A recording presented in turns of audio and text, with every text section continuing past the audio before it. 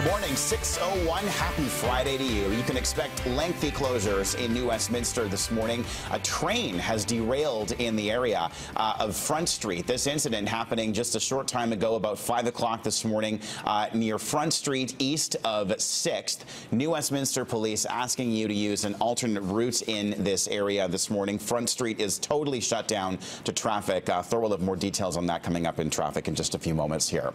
Well, there are currently around 80 wildfires burning across the province, and with another hot, dry weekend upon us, there's more concern for our fields and forests. This grass fire burning east of Nanaimo's airport has caused the evacuation of 12 homes in the area. Fire crews from Nanaimo, Ladysmith, and the Cedar area were all called to this area, along with several water bombers. There are no reports of any injuries, and it looks as though the flames were sparked by a hay cutter.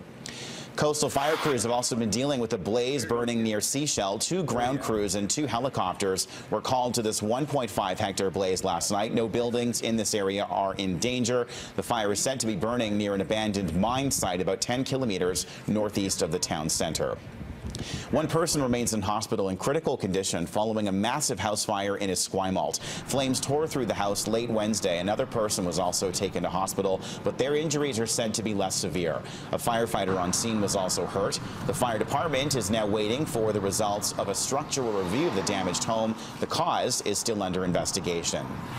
Meantime, hundreds of people living in the west side neighborhood of Kamloops have started to clean up following a massive flash flood earlier this week. Some homeowners have a lot of work ahead of them. Emergency assistance is expected to come in from the province for those affected by the storm.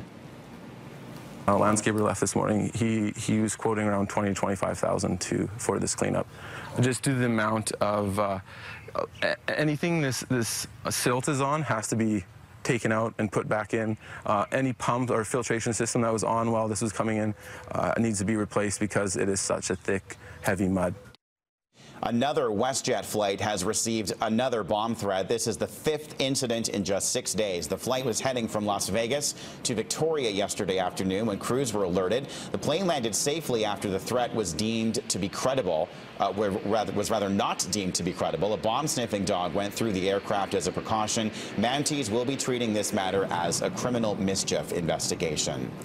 Well, the province and Metro Vancouver mayors seem to be at a standoff over what to do next following a resounding no victory in the region's transit plebiscite. 62% of those who cast their ballots have voted against increasing the provincial sales tax by 0.5% to pay for $7.5 billion worth of transit improvements. 38% said yes. The region's mayors say increasing property taxes and fares are not a solution. They say the province needs to fix the governance of TransLink and come up with a funding alternative. But BC's Minister of Transportation thinks it's up to the mayors to figure things out.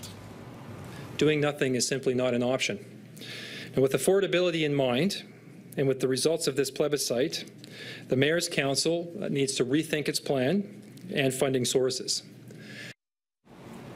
TransLink says there will be more congestion until a source of long-term funding is figured out. Surrey's mayor says she's looking at private partners to get her city's LRT up and running.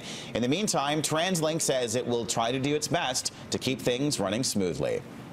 Probably the most important thing that needs to happen is the Premier and the Minister of Transportation have got to take an interest in who the next CEO of TransLink is going to be.